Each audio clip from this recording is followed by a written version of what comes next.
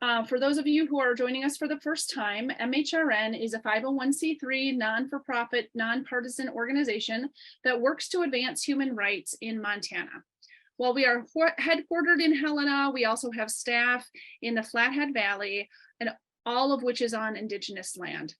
As such, we would like to make space to acknowledge that we are participants in and products of systems of settler colonialism, systemic racism, economic exploitation, heteronormativity, and other structures that reinforce white supremacy and other forms of oppression.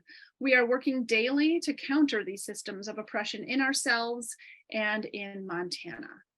I want to give you a content warning. Please be advised that topics tonight will refer to and include examples of anti-LGBTQ bigotry, and that this content may be upsetting.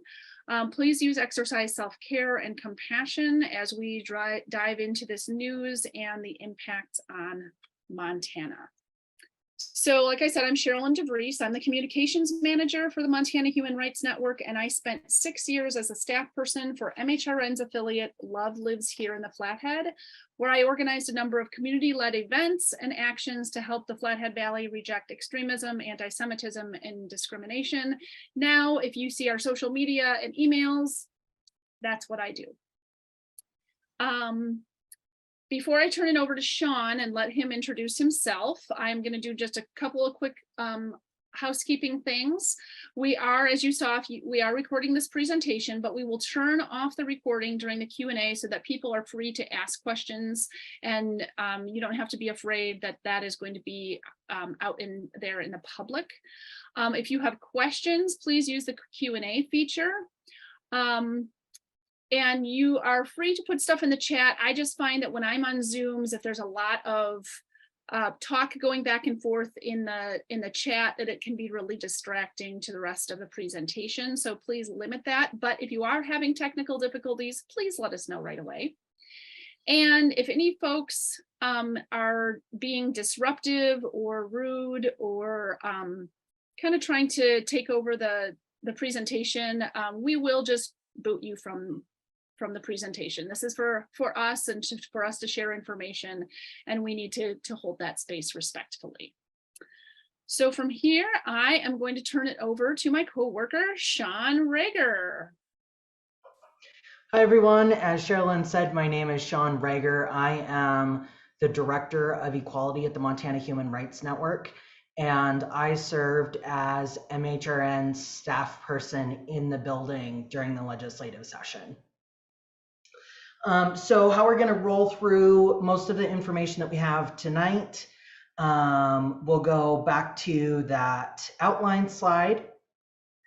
And we are going to talk about the landscape that existed in the building and what it was like in the Capitol building and outside of the building during the legislative session.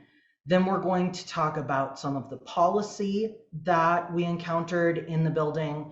We're going to talk about the rhetoric that surrounded it, the impact that it has had and continues to have. And then we're going to talk a little bit about where things stand now and how to get involved and how to help. Next slide, please. As Sherilyn said, we are going to be talking a little bit about, some very anti-LGBTQ policies. Some of these policies we'll discuss some of the language that surrounded them. So if you need to step back, please feel free to. We'll also be talking about the issues of tribal sovereignty, defending democracy, and other racial issues. So please go ahead and take the space that you may need. So let's talk about the landscape of what happened at the Montana State Capitol.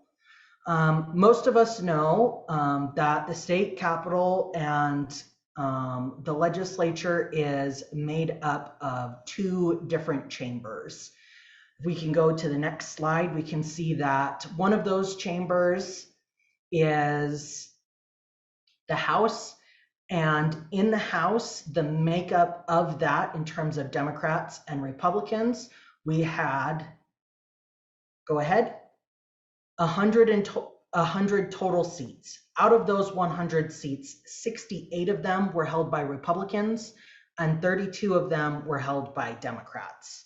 Now, in contrast to that, on the Senate side, the Senate is made up of 50 seats, and of those total 50 seats, 34 of them were Republicans and 16 of them were Democrats. I seem to be having some technological issues. I'm not sure if anyone else is or if you're still with me. We can see and hear you, Sean. Great. All right, let's cruise on to the next slide.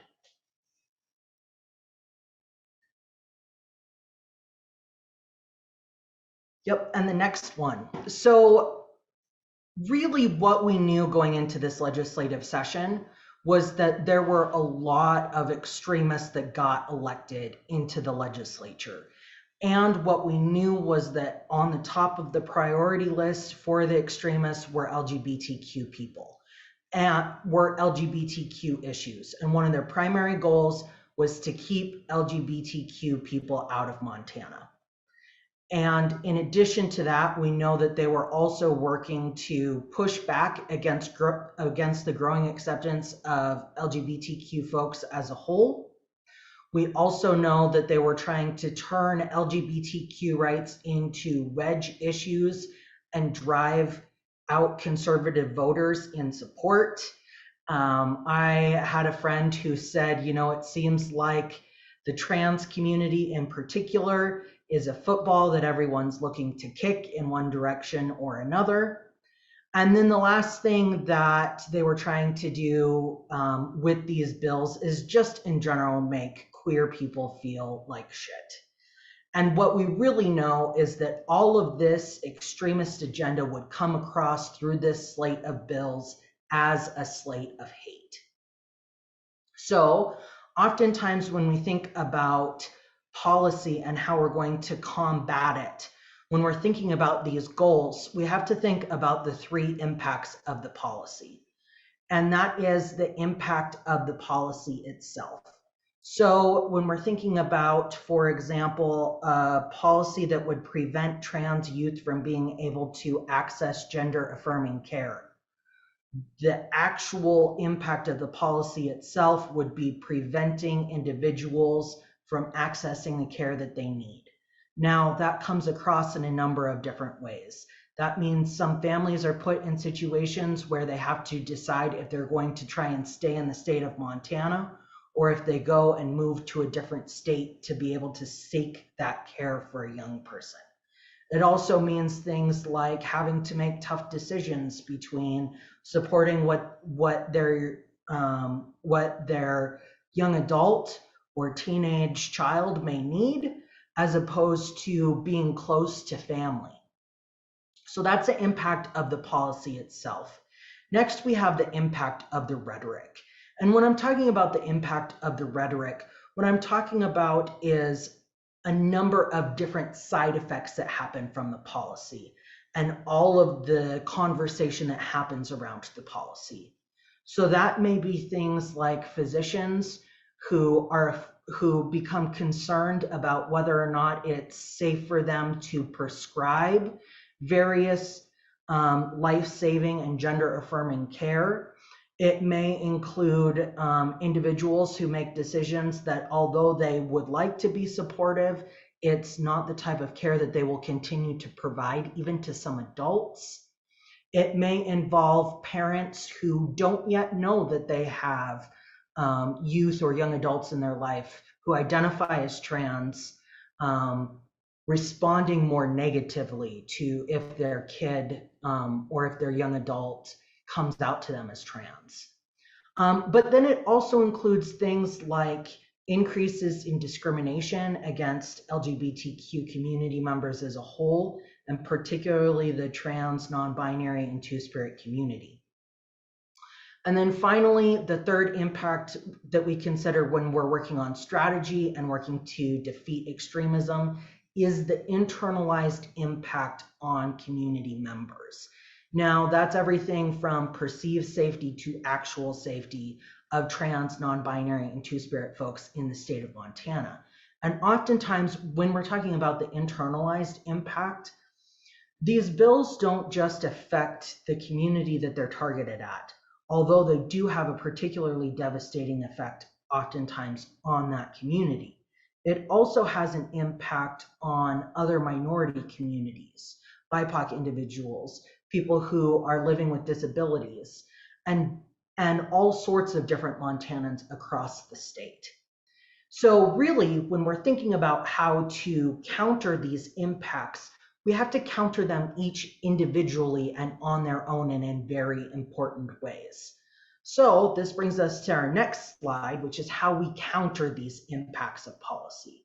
And when we're thinking about how to counter the impact of the policy itself, automatically one of the first things to counter that impact is to work for accountability. To first and foremost, do everything that we can to prevent the policy from passing. And that involves things like lobbying legislators, making sure that community members who are their constituents are able to reach out to them and talk to them ahead of their vote. It also means things like making sure that people are aware of what votes are happening and why it's important and how it will impact them. But then even after those votes are taken, when we're talking about accountability, it means making sure that people are showing up to the polls. It means making sure that people are aware of how their individual legislators voted on these issues. And it means doing things to make sure that your neighbors are aware. So that's accountability is one big piece of how we combat the impact of the policy itself. Another piece that we use to counter the impact of the policy is working to overturn those policies through lawsuits and through fighting rule and implementation. Next, when we're thinking about the impact of the rhetoric and all of the language that happens around the fight for LGBTQ rights and for all of the other issues that we care about, one of the most important and critical things is showing up and sharing protest and sharing stories to make sure that LGBTQ community members are able to share the information that is relevant to them, so that we're able to take this platform of hate that was constructed by our opposition and really use it to our advantage to say, actually, you are hearing these things about the community. This is the truth. LGBTQ people, and particularly trans, non-binary, and two-spirit folks, are your family and your neighbors. They've been here in the state of Montana for longer than Montana has been a state, and they will continue to be here. And this is how it will impact our lives. And so oftentimes, the best way to counter this rhetoric is to use that platform of hate and co-opt it as a way to form these protests, to allow community members to tell our stories, and to really fight back through education. And then the final thing, when we're thinking about how to combat the internalized impact to trans, non-binary, and two-spirit folks, is really celebrating joy and resilience. Now, when we think about this, one of the most obvious and easy ways to consider this is turning up for prides. Having big celebrations and saying, guess what, we're still here. We're still who we are. You can try and take our rights away, but we're going to show up and we're going to continue to fight. And in addition to that, we're going to continue to be who we are and love who we are.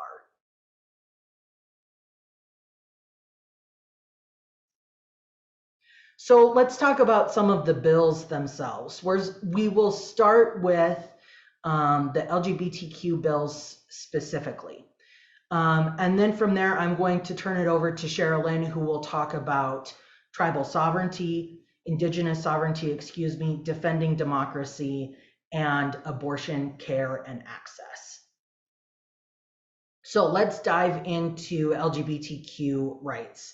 As many of you know, there was a slew of anti-LGBTQ bills, and the majority of them were focused at the trans, non-binary, and two-spirit community, particularly at our youth. These are just a couple of the ones that I picked out to be able to chat through really briefly and give a little bit of an update on. So chief among them was what I like to call the misdefining sex bill. And this bill specifically defines sex according to reproductive capacity. It defines sex in a very narrow and archaic way, and it does it in a way that eliminates the identities of trans people, eliminates the identities of non-binary people, eliminates the identities of two-spirit people, and eliminates the identities of intersex people. And it did so in a really weird and alarming way, and in such a way that would have impact on over 40 different sections of Montana code. So literally everywhere that the word sex or biological sex or male or female appeared, it inserted this really archaic definition. And one of the things about this is not only did it harm a lot of the rights that trans, non-binary, and two-spirit people rely on, however, it went so far as to try to eliminate many of the court cases that the state as a whole has worked on to build the rights for women's rights, for queer people as a whole, and to go as far as even trying to eliminate some of the court decisions around free expression and freedom of expression. So that was Senate Bill 458. Unfortunately, that bill did pass. The next bill that we have is the youth care ban. And this bill specifically is Senate Bill 99. It was sponsored by John Fuller, and the bill is essentially similar to what we saw last legislative session, but goes even further. So the bill limits gender affirming care in the form of, and essentially says that no physician or healthcare provider can give gender affirming care in the form of puberty blockers, in the form of hormone replacement therapy, in the form of any sort of surgical procedure, which we know is not common, does not happen in the state of Montana, other than some very specific circumstances and in some very rare instances. But then goes even further to make it so that even counseling is banned under this law, meaning that if a young person has some sort of insurance that is provided through the state of Montana, if they're seeing a counselor that is being paid by that insurance, the counselor could potentially get in trouble for receiving insurance funds for providing any sort of counseling that affirms that young person's identity. So it is very, very concerning. In addition to that, a ban was passed on drag shows, and in a really confusing and kind of convoluted way. Yes, thank you for the correction. This says that the drag show ban is HB 459. That drag show ban is actually HB 359. And that drag show ban originally started as a very, very broad, and in such a way that essentially says that nowhere in the state of Montana can exist, and especially on public spaces, can exist any sort of pride event where any individual may dress up in drag or may appear in drag. Now, the definitions of drag in this bill are so awful that Dolly Parton could be considered a drag performer. It's so awful that any number of individuals, any of the hair bands from the 80s would be considered drag performers. And then it went even further to really use some of the language in there to imply that this celebration of art and this celebration within the LGBTQ community and something that is naturally associated with drag and art and culture is harmful. And we know that that's just not the case. But so anyways, where the drag show ban ended up is very vague and confusing language that makes it sound like only libraries and schools are banned from hosting drag story hours or events, but actually the implications of it are much broader. Unfortunately, one thing that happened with this bill that is different than the rest of the bills that we're going to talk about today is that it is the one bill that passed with an immediate effective date. So as soon as the governor signed this drag show ban into law, it became immediately effective. And we are seeing the impacts of this bill already. Many of you may have heard about Adria Jawort, who was going to be doing a presentation at the Butte Silverbow Public Library, talking about what it means to be Two-Spirit. Well, because Adria is trans and Two-Spirit, they informed her that they would be canceling her event and not having the show or not having the presentation.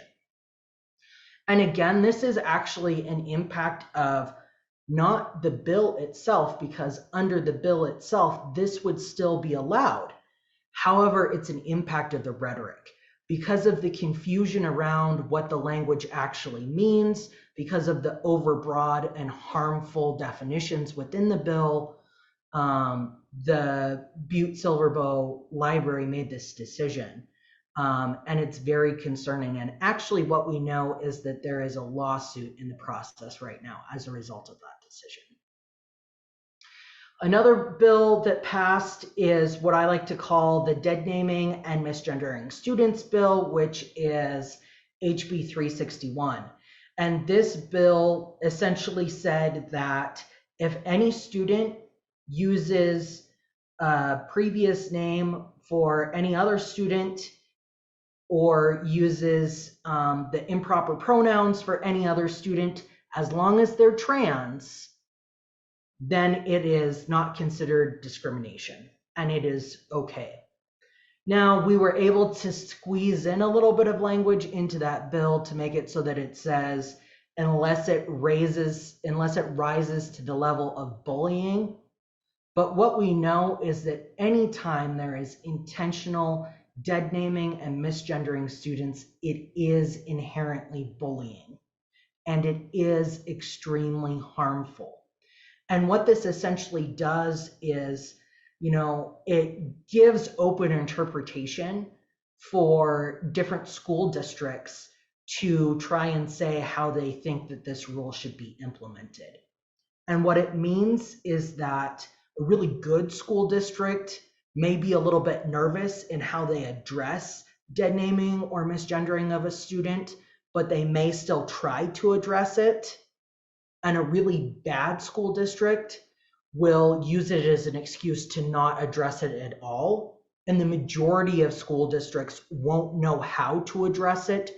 And so they just will choose not to and will allow the form of bullying to continue. Then in addition to that, there were a number of other bills that I like to refer to as school outing bills. And essentially they're framed in this idea of parental rights. Well, really what we're talking about when we're talking about those parental rights, it's not the rights of the parents.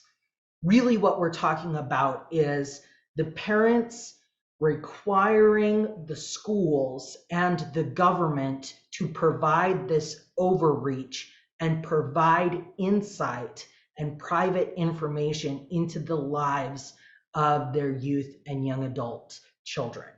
And so what that means is if a young person were to come out as gay to a school counselor or to a teacher or to anyone else, that school counselor or teacher or any other employee of that school district would be required to reach out to the parents and share that information with the parents. Now, considering the different dynamics that exist within families, especially families with LGBTQ youth, we can understand that this can be extremely dangerous for these young folks.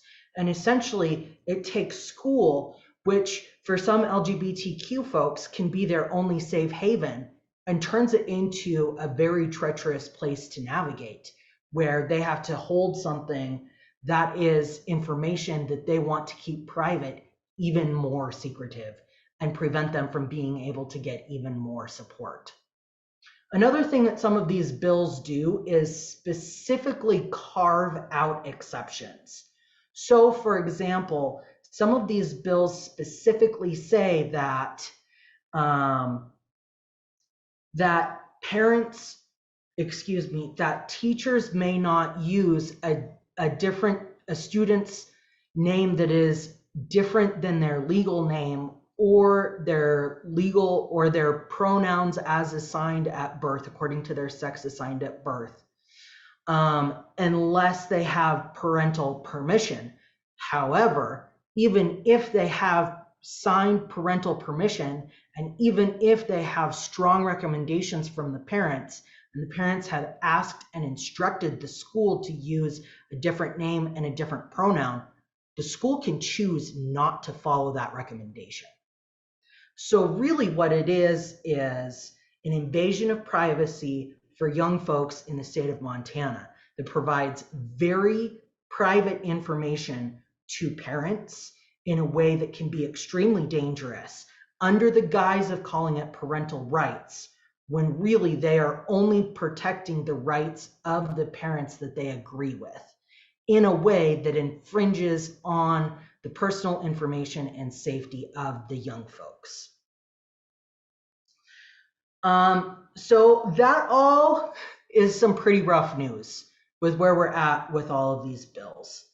However, there is some good news that came out of the legislative session. We were able to prevent a number of bills from being introduced in the first place, or if they were introduced, we were able to prevent them from passing. One of those bills is the book ban, which you may have heard of. And we were able to prevent the book ban from passing out of committee, so it did not reach the Senate floor. And it was a huge victory for us to prevent this bill from passing. And there was a phenomenal effort by LGBTQ folks, by our partners across the state of Montana, and from community members, and especially librarians and teachers who really showed up and fought for these books to be able to stay public and stay accessible to the public as a whole. Some of the other bills that weren't introduced but almost got introduced that we were able to prevent from going from a draft phase to the bill phase include several bills around birth certificates that would do things like completely do away with whether a birth certificate says male or female, which for that part, many of us may think that is a great thing. However, it would replace that information with chromosomal information. So it would say instead of saying male or female on a birth certificate, or male, female, or unknown, or male, female, or non-binary, instead it would say XX or XY, and there was no consideration given to anyone or any individuals who are born as intersex or may have a different alignment of chromosomes. Obviously, this is deeply concerning because, first of all, that is private medical information. Second of all, it is directly targeted and is direct pushback from the lawsuit that is happening from the last legislative session about birth certificates. And then in addition to that, it's just mean-spirited. Unfortunately for us, we were able to work with a couple community members and do some really good storytelling one-on-one with the legislator that was proposing this, and we were able to persuade her to not introduce it. And then the last couple things that we were able to prevent being introduced were several constitutional amendments. Some of these constitutional amendments did things like the misdefining sex bill. However, they would do it as a constitutional amendment, which would make it extremely difficult to remove and would make it even more harmful. Unfortunately for us, we were able to prevent those from getting introduced. Overall, going into the legislative session, we had over 40 anti-LGBTQ bills proposed, and we were able to prevent the majority of them from being introduced and the majority of them from passing. All right, I'm going to turn it over to Sherilyn.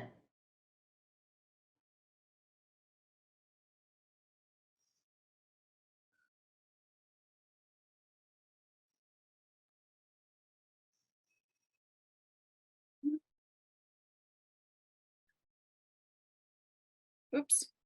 Sorry, Sherilyn is scrambling to try to fix her, to share my screen, and I can't do that. Carissa, would you be willing to do that for me? Is it possible for you to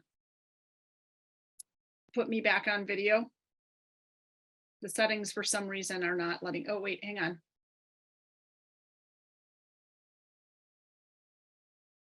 Nope. Sorry, you guys, hang on just a second. I'm trying, I can't.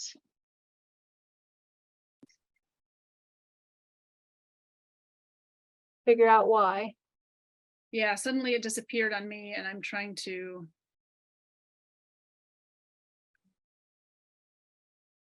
Yeah, I'm trying to allow it and it's not working. I apologize, everyone. Hang on just a minute. Yep, I'm not sure why that's not working. Okay. Apologies. Let me do one more thing. And see if I can do it from here. Yeah.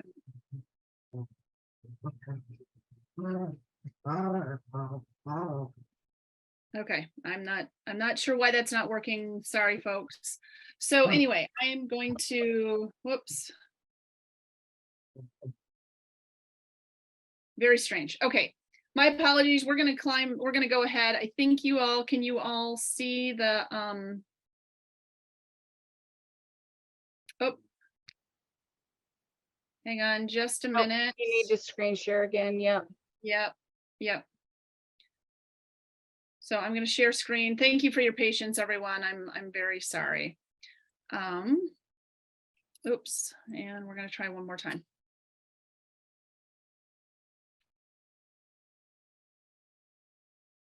Okay, so we're going to talk about Indigenous sovereignty. You're going to be able to hear my voice and you're not going to be able to see me. So I did my hair and makeup for nothing. I'm so sorry, everyone. So we are talking about one of the topics that MHRN covers is Indigenous sovereignty. And even though, sorry, you guys, here we go. Let's go back. Even though we want to be very clear that sovereign tribal nations are the experts on these bills, and we are not trying to talk for these nations and the Indigenous people. The reason that MHRN elevates these bills is because we should all know more about Indigenous sovereignty, and also because MHRN monitors extremist groups who create discrimination against Indigenous people and treaty law. And so we want to really make sure that, here I am, that you understand the impact of these on the daily lives of Indigenous people. So First off, I'm going to say that in the bills on Indigenous sovereignty are some of the most positive and best outcomes that we had in the legislative session. And this is all due to very hard work by Indigenous organizers over years. They have tried to impress for years upon legislators that their treaty rights matter, their human rights matter. And so we're having some good outcomes. So HB 18 and HB 163, both of those bills created support to end the MMIW and MMIP crisis. That's murdered and missing Indigenous women and people. HB 18 created a training program and a grant fund to help support search and rescue efforts for missing and murdered Indigenous people. And HB 163 extends the MMIP task force through 2025. And that task force is designed to help better respond to reports of missing and murdered Indigenous people. SJ6, excuse me, I'm kind of skipping here, so that's the one at the bottom. So that's that deals with Indian boarding schools, and this passed handily. It was a joint resolution that recognizes the harm and trauma that resulted from the forced removal of Indigenous children to Indian boarding schools, and that system was throughout Montana. We know that abuse, deprivation, and even death were rampant in these cruel institutions, and recognition of that harm, let alone apologies for the harm done, have been either slow or non-existent. So we are hoping that that resolution will go to the federal level, and that Indigenous people will see recognition for the harm that has been done to them that has lasted over generations. Next, we're going to go on to what Representative Jonathan Windyboy called his big three. And so this is MICWA, which is the Montana Indian Child Welfare Act. And so that act keeps Indigenous children with their families and communities. For hundreds of years, Indigenous children have been stolen from their loving families and sovereign tribes and adopted out to non-Native people, or they've been put in Indian boarding schools. But it always seems like there are a lot of excuses or reasons why people who claim to be in Child Protective Services have taken children from their loving homes. And so this state law was meant to echo the federal ICWA law. So ICWA is Indian Child Welfare Act. And at the hearings, the Montana ICWA bill was widely supported by child protection advocates. Lots of people came to testify in support of this bill. During the legislative session, people were kind of on pins and needles because the federal ICWA law was being challenged at the Supreme Court level. And fortunately, the Montana ICWA law passed, and as well as the federal ICWA law was protected, so which led Indigenous people across the whole country just breathed a huge sigh of relief. The Montana ICWA law is currently set to terminate in June 2025, but it could be renewed by the 2025 legislative body. HB 338 is Indian Education for All. Requirements for accurate instruction about Montana's 12 Indigenous nations is written into our state constitution. I think we were one of the first states to adopt that sort of requirement, but not all school districts have been compliant with that educational requirement. Schools get funding specifically for this instruction. And this new bill would allow the state to withhold that funding if school districts do not file an annual report on their Indian Education for All efforts. There's currently a lawsuit going through the courts right now to require schools to comply with this constitutional requirement, because that has not been done across the board. And then we have HB 287, which is Montana Indian Language Preservation. This bill was passed in 2013. Well, originally it was passed in 2013, but HB 286 specifically, what makes this the Indigenous Language Preservation permanent. So in other words, the previous bills had to be renewed every session. This one now makes it permanent, no sunset date, and it removes the Montana Historical Society from the list of administrators. So now the sovereign tribes, tribal nations, and the Office of Public Instruction administer this program. Now we're going to move on to defending democracy. The picture we have here is of Senator Teresa Manzella. And the reason we have her is because she's kind of been the poster child for extremism in Montana. We kind of say at MHRN that there isn't an extremist movement that she isn't part of. So whether it's anti-LGBTQ efforts, anti-government efforts, the Ammon Bundy showing up, like she is there for all of it.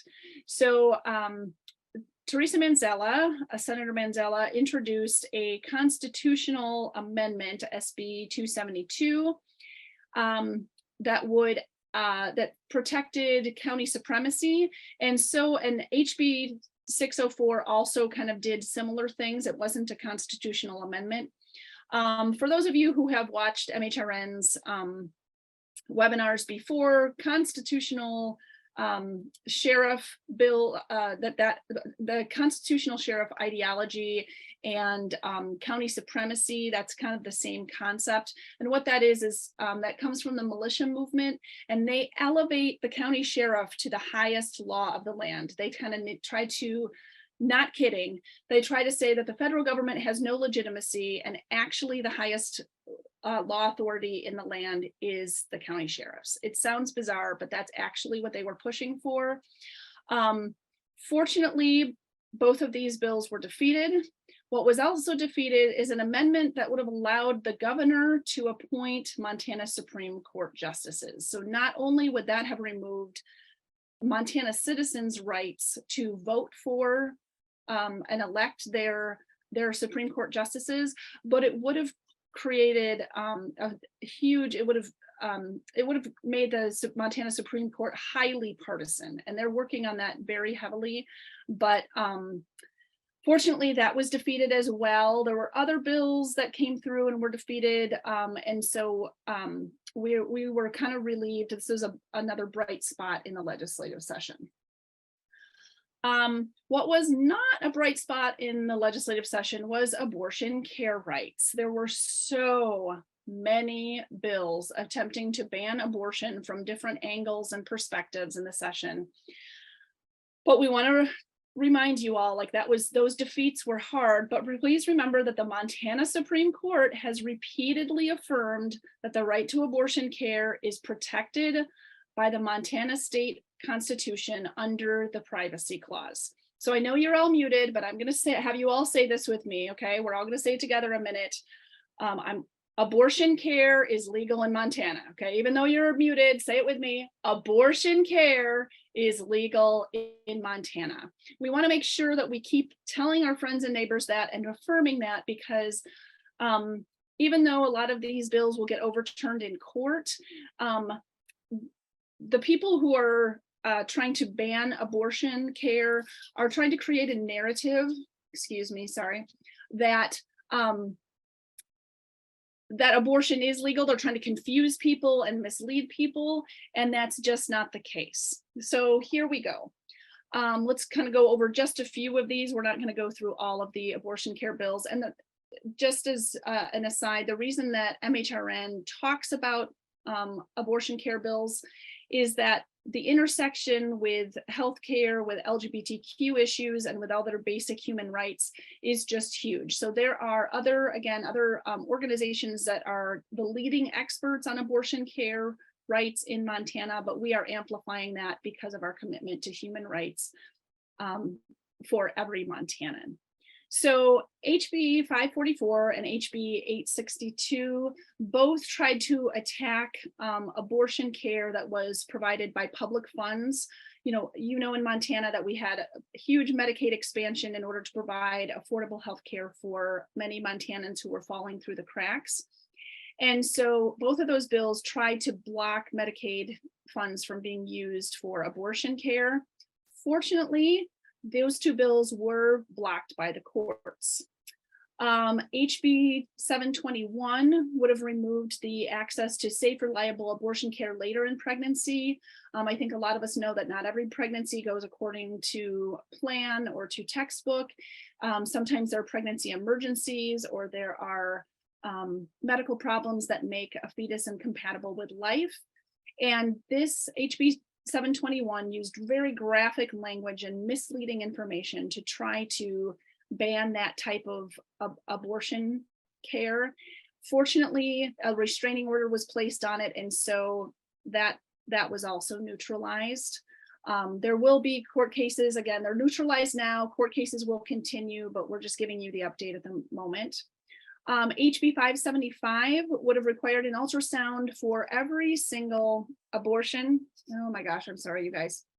And that would have required created a lot of red tape and additional hurdles for people who needed abortion care, and that was also blocked by the courts. So say it with me one more time, you guys. Abortion care is legal in Montana, okay? The one bill that we're waiting on yet is HB 303. Now, this bill was designed to discriminate against transgender, non-binary, two-spirit and intersex people, and also people who wanted to access abortion care. And the bill sponsor said that this wasn't about patients, it was about procedures. They were trying to give any employee at all, and any at a medical institution, and any medical institution, the right to refuse to do a medical procedure. Problem with this logic is that there's no medical procedures you can do that aren't attached to a patient. So even though they tried to use kind of sleight of hand with phrasing, this is discriminatory against LGBTQ people and people who need abortion care. That law is set to go into effect in October. And so we're guessing that soon afterward, there may be a lawsuit on that bill. Sean, I am going to turn it back over to you, and hopefully you will have a smoother time than I did. Thanks, Sherilyn. I think you did great. All right, so going back, so that's a little bit of some of the policy pieces and some of the nitty-gritty with the bills. But let's talk about the actual environment of the legislative session and some of the rhetoric and how it played out. The reality is, even just proposing these bills gave a megaphone to anti-LGBTQ, to anti-abortion, to anti-tribal sovereignty, to anti-democratic extremists. And not only that, not only did we see it in the bills that were introduced, but we saw it in the way people were treated in the halls. We saw it in how different hearings played out. There were instances where individuals would get up and say very, very harmful things about the LGBTQ community or abortion healthcare providers, and those things would be allowed to be said. And then we would get someone from the LGBTQ community to say things about the importance of healthcare, the importance of being able to access healthcare, the impact of these bills on mental health care, and they would be told that it's not on the subject of the bill and it's not appropriate for them to share those things. So that is a big piece of the rhetoric, was that everything that happened during the legislative session gave this megaphone to extremists. And as a result of that, we really see that ripple move across the state of Montana. And that doesn't mean that all of a sudden there are a lot more anti-LGBTQ folks in the state of Montana, although that's one of the things that they would like to do, is to signal that if you are anti-LGBTQ, if you are anti-abortion, then Montana may be the state for you to move to. However, it does mean that those few folks out there that really hold these anti-gay, anti-trans beliefs are really, really loud about it right now with their words and with their actions. So we'll move on to the next slide. And one of the things that we're seeing is that incidents of violence are on the rise. Different ways that we saw this was in Bozeman. There was a group of anti-LGBTQ extremists who were protesting the Bozeman Pride event. When someone attempted to confront them and use language to tell them that they think that they're out of touch, that individual ended up getting pepper sprayed. In Livingston, there was a book reading, a drag story hour that got protested.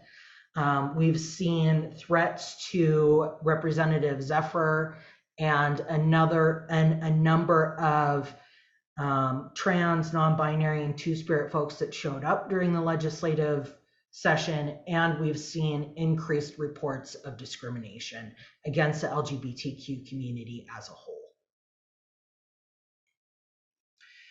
But then in addition to that, during the legislative session, we saw a huge increase in the need for crisis intervention for LGBTQ folks, and especially trans, non-binary, and two-spirit youth. I think one thing that is really true is that all of us here on this webinar tonight should really pat ourselves on the back and realize that as people who are affected by these issues, as people who care about these issues, we are survivors of the 2023 legislative session. And that's not to be said lightly, because the 2023 legislative session involved extremists who literally want to run Montanans who share our beliefs and who share our identities out of the state. They want to drive people to harm themselves. They want to encourage other extremists to harm and to go after people's perceived and actual safety in their communities. And so the fact that we are still here, that we're still being ourselves, that we're still fighting for the issues that we care about is incredibly powerful, and it means that they were unsuccessful. So really, let's get back to, if we're thinking about this in terms of the three impacts of policy, if we're thinking about the policy itself, we know that a lot of lawsuits have been filed, and those include lawsuits on LGBTQ issues. Like there was just a lawsuit that was filed the other day going after the drag ban with the Imperial Sovereign Court of the state of Montana. That is the drag organization in the state of Montana that is responsible for over 90% of the drag shows that happen within the state of Montana. And they use those drag shows as fundraisers for issues that we care about. In addition to that, there was a lawsuit that has already been filed to prevent the youth health care ban from going into effect. And we expect a number of other lawsuits on all of the bills that we care about and impact the folks that we love.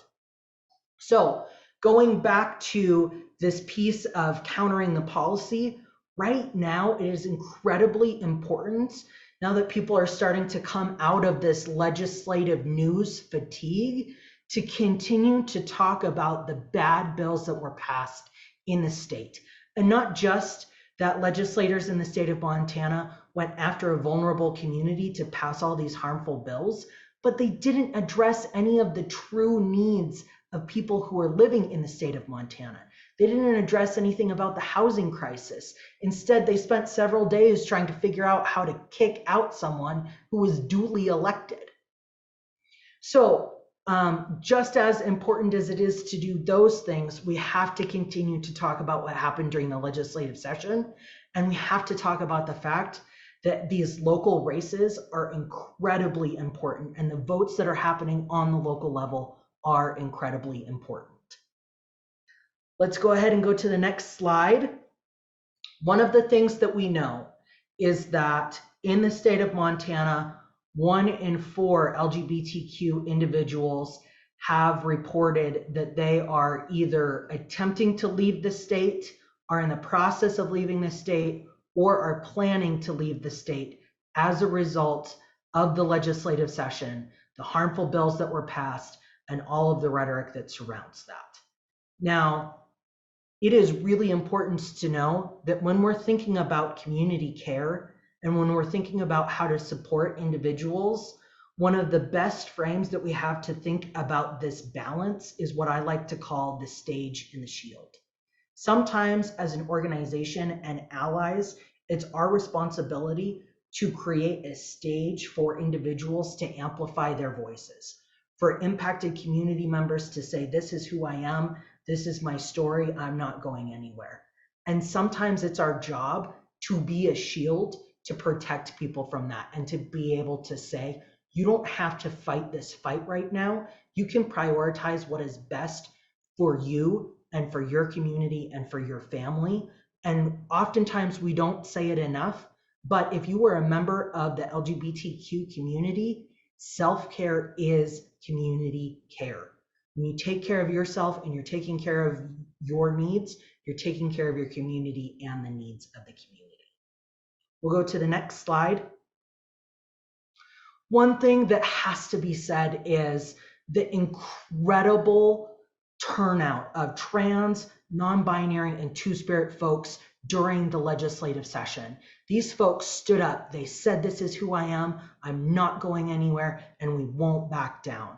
And in a legislative session where they were actively going after drag performers and some of our artists and the people that bring so much culture to our community, there was a drag show that was held outside the steps of the Capitol, literally while they were debating whether or not that should be happening in public. And not only that, but that show was attended massively in a dumping snowstorm.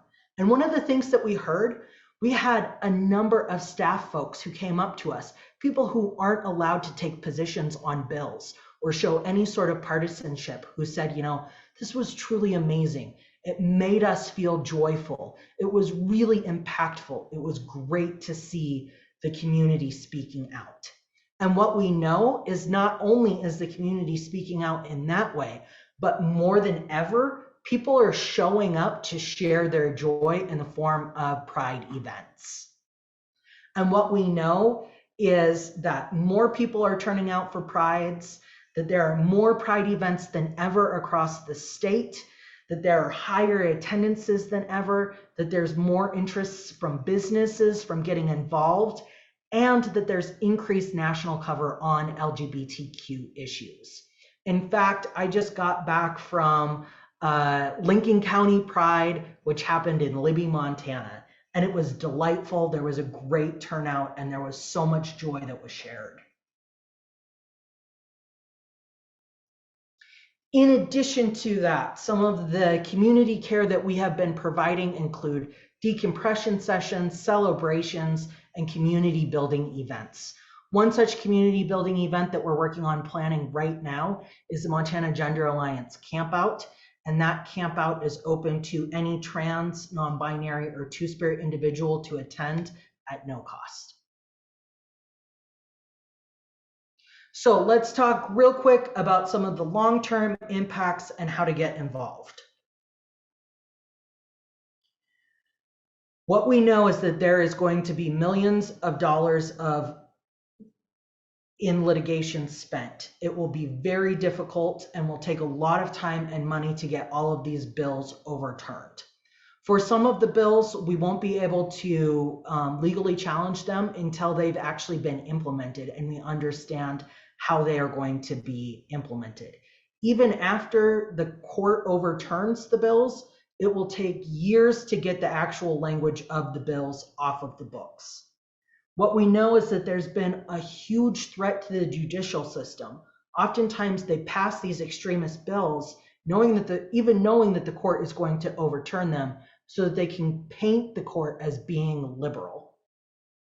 And then after all of that, there continues to be a decreased sense and actual safety for LGBTQ community members because this megaphone has been handed to extremists. However, here's what we also know. We'll go to the next slide. And what we also know is that we win, and we have been winning, because there is continued and growing awareness of LGBTQ issues. There's continued and growing support of LGBTQ community members, and there continues to be opportunities for education.